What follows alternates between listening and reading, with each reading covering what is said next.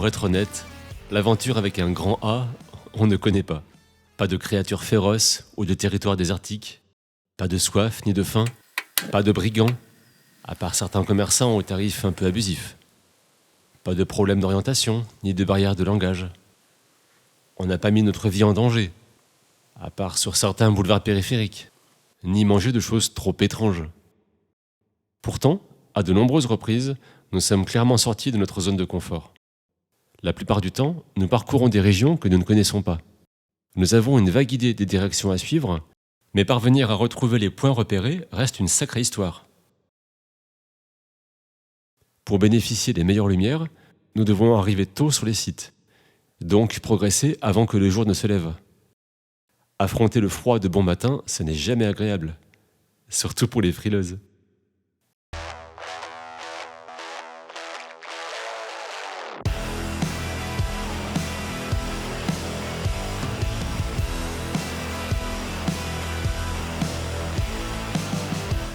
Nous improvisons beaucoup pour la nourriture et le couchage. C'est à la fois grisant et un peu inquiétant de ne pas savoir où nous allons passer la nuit. On est en Corrèze, c'est 6h du matin. On découvre l'endroit un peu avec surprise. On est arrivé ici hier soir vers minuit sans savoir où on atterrissait.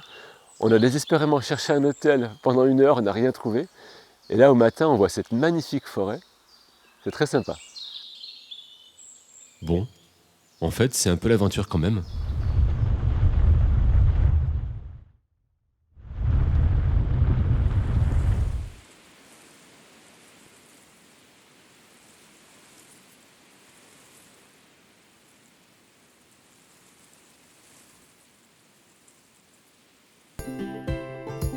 Dans notre vie d'adulte, beaucoup de moments de joie sont associés à la nature.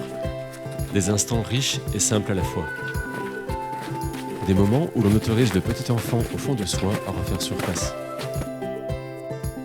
Des moments où faire des ricochets, ramasser des coquillages ou lancer des boules de neige paraît tout naturel. N'importe quoi.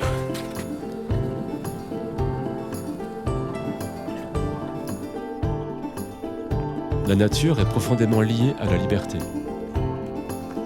La liberté de circuler à notre guise, le long des sentiers, mais également une forme de liberté intérieure, où tout paraît possible. En longeant la Loire, je ne peux m'empêcher de penser à Tom Sawyer, sur les rives du Mississippi. Et forcément, j'ai envie de construire un radeau. Une autre fois peut-être.